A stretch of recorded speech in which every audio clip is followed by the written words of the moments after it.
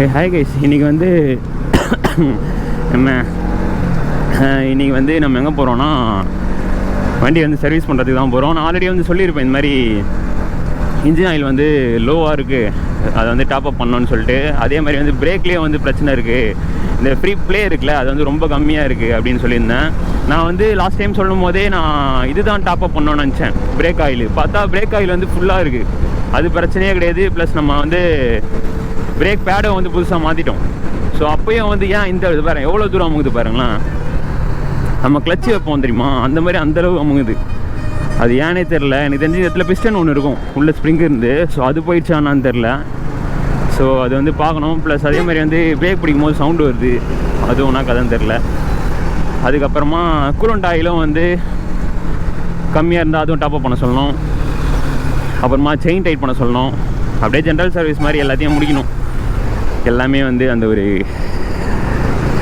ரைடுக்காக தான் நான் வந்து இன்ஸ்டாகிராமில் போட்டிருப்பேன் ஸ்டோரி. ஸோ ஃபாலோ பண்ணிக்கோங்க. எல்லாமே வந்து நான் அதில் தான் போடுவேன்.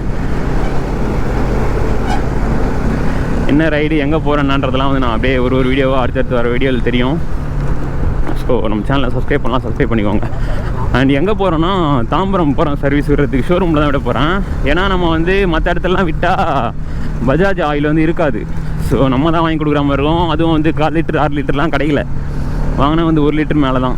ஸோ ஷோரூம் போனோன்னு வைங்க, அவங்க வந்து ஃபில் பண்ணிட்டு அங்கே வச்சுருப்பாங்க. ஸோ அங்கே வந்து நம்ம டாப்அப் பண்ணிக்கலாம். ஏன்னா நான் ஆல்ரெடி வந்து சர்வீஸ் முடிஞ்சு தேர்ட் சர்வீஸ் முடிஞ்சு வந்து ஒரு ஓட்டிட்டேன், 2000-3000 கிட்டே ஓட்டிட்டேன். ஸோ இப்போ வந்து நான் வேறு ஆயில் மாத்திரம்னு இங்கே வேஸ்ட்டு தான். இப்போ நான் ட்ரிப்பு வேறு போகிறேன்னா வெறும் 1000 கிலோமீட்டர் நான் எப்படி இருந்தாலும் சர்வீஸ் விடணும். ஸோ நான் ட்ரிப்பு போயிட்டு வந்து மொத்தமாக விட்டுடலான்னு பார்க்குறேன். ஸோ இப்போ வந்து பஜாஜ் ஆயிலே டாப்அப் பண்ணிட்டு போயிட்டு வந்ததுக்கப்புறமா நான் மோட்டலு ஏதாச்சும் வந்து மாற்றிக்க போகிறேன். ஸோ அதனால தான் பஜாஜ் ஆயிலே டாப்அப் பண்ணுறேன், ஷோரூமுக்கு விடுறேன். ஷோரூமும் வந்து போரூரில் இருந்தது தூக்கிட்டானுங்க. ஸோ தாம்பரம் போகிறேன். அது ஏன் தாம்பரம்னா இங்கே லோக்கலில் வந்து அதை விட்டு வடப்பயனில் ஒன்று இருக்குன்னு நினைக்கிறேன். இங்கே வந்து ஃப்ரெண்டுக்கிட்ட கேட்டேன், அங்கே வந்து ஜெய் ஆட்டோ மோட்டர்ஸோ ஏதோ ஒன்று நினைக்கிறேன். ஸோ அங்கே வந்து நல்லா பண்ணுவாங்கன்ற மாதிரி சொன்னார். ஸோ அங்கேயே போயிட்டு விட்டுருவோம் அப்படின்னு கிளம்பிட்டேன்.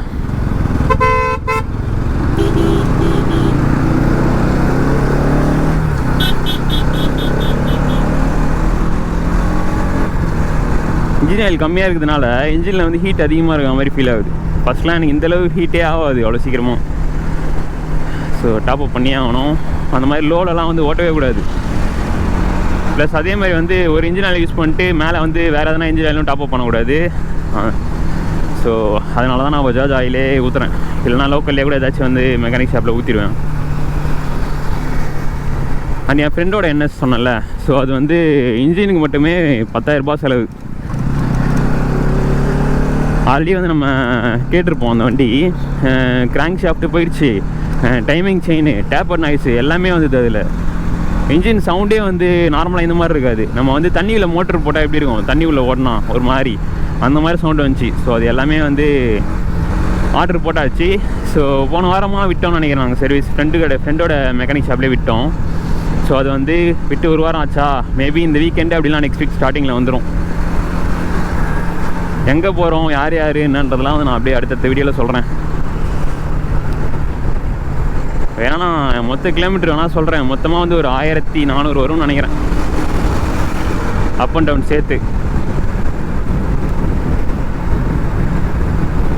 ஸோ அதுக்காக தான் வந்து வண்டி சர்வீஸ் விடுறது.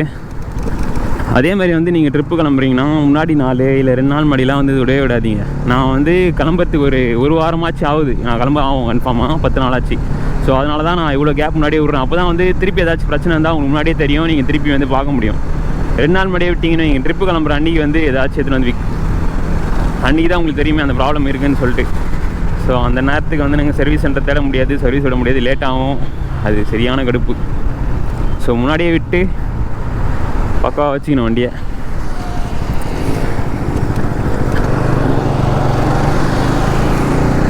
அதே மாதிரி WD-40 சின்னதாக ஒன்று வாங்கணும் ட்ரிப்புக்காக.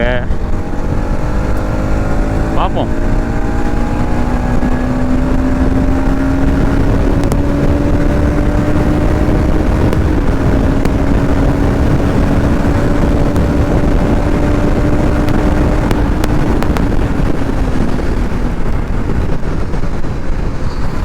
ஃப்ரண்ட் பிரேக்லாம் பிடிக்குது, பட் ஆனால் ரொம்ப வந்து அமுக்குற மாதிரி இருக்குது. எந்தெல்லாம் அந்த மாதிரி இருக்கவே இருக்காது ஃபஸ்ட்லாம்.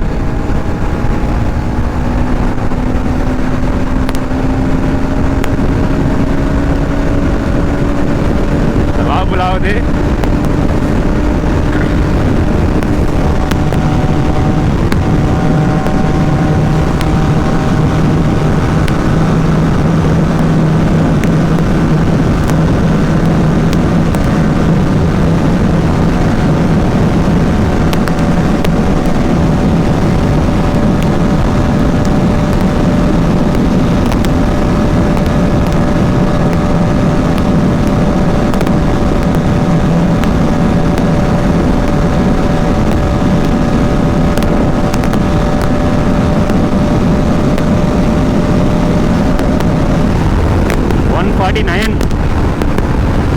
நம்ம வண்டியில் என்ன தான் பிரச்சனை இருந்தாலும் வந்து பர்ஃபார்மன்ஸில் குறைய வைக்க மாட்டான் நம்ம பையன்.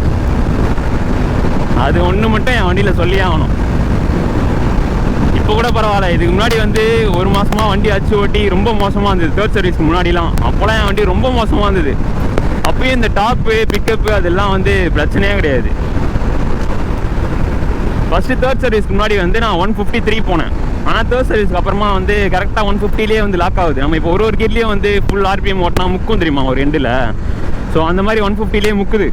அதுக்கு மேலே ஏற மாட்டேங்குது, என்னன்னு தெரில. வா,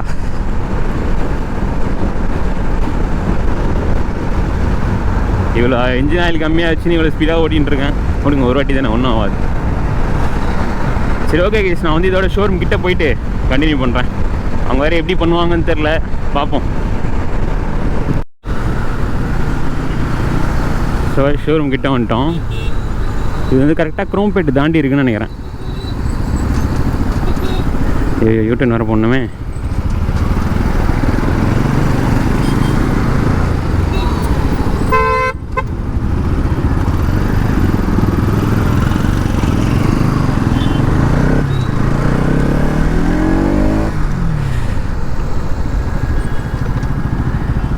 இதுதான் ஷோரூமு. முடிஞ்சளவு எனக்கு வண்டி இன்றைக்கி ஈவினிங்கே வேணுன்ற மாதிரி கேட்கணும். பார்ப்போம் என்ன சொல்கிறாங்கன்னு. சரி, ஓகே கேஸ், நான் வந்து கேட்டு என்னென்ன பிரச்சனைன்னு சொல்லிட்டு வரையிருங்க.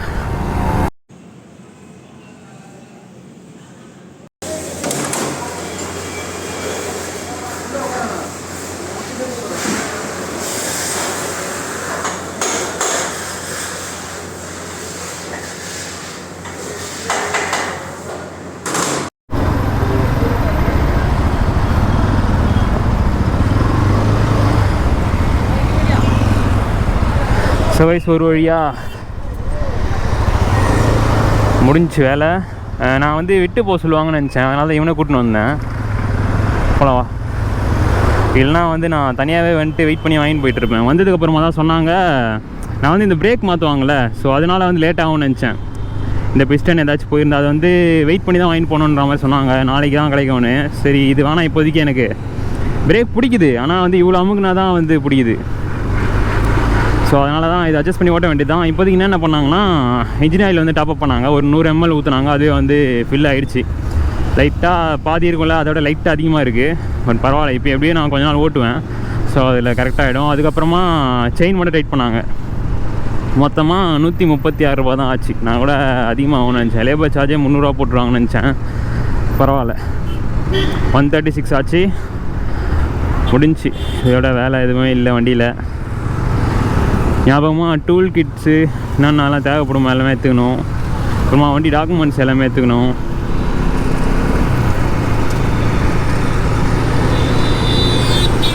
வெயிட் பண்ணி போகிற மாதிரி தெரிஞ்சால் நான் அவனை வீட்டிலே விட்டு வந்திருப்பேன். இது கையோடு மாற்றிடுவாங்கன்னு நினச்சேன். ஆனால் நாளைக்கு இல்லை நாளானி தான் கிடைக்கும்னாங்க. ஸோ அதனால் வேணான்ட்டு நான் இப்போ இப்படியே தான் ஓட்டி ஆகணும். நம்ம போயிட்டு வந்ததுக்கப்புறமா நம்ம எப்படியும் 4th சர்வீஸ் விடுவோம்ல, அப்போது ஒரேடியாக வந்து எல்லாமே பார்த்துக்கலாம்.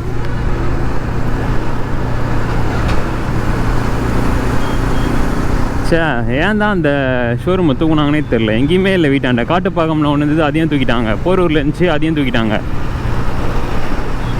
இவ்வளோ தூரமாக தான் இருக்குது, அதை விட்டா.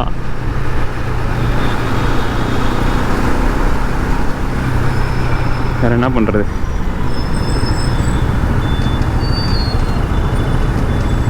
சவுண்டு வர வருது என்னான்னு தெரில.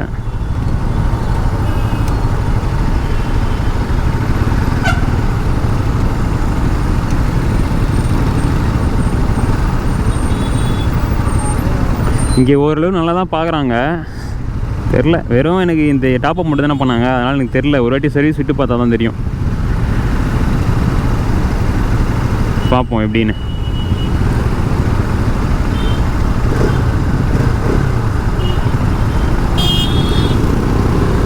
சரி, ஓகே கைஸ், இந்த வீடியோ வந்து நான் இதோட எண்ட் பண்ணிக்கலாம்னு நினைக்கிறேன்.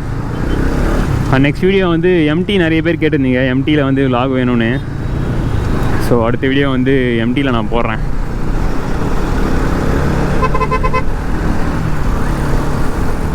சரி, ஓகே கைஸ், இந்த வீடியோ வந்து பிடிச்சிருந்தா மறக்காமல் வந்து சேனலை சப்ஸ்கிரைப் பண்ணிக்கோங்க.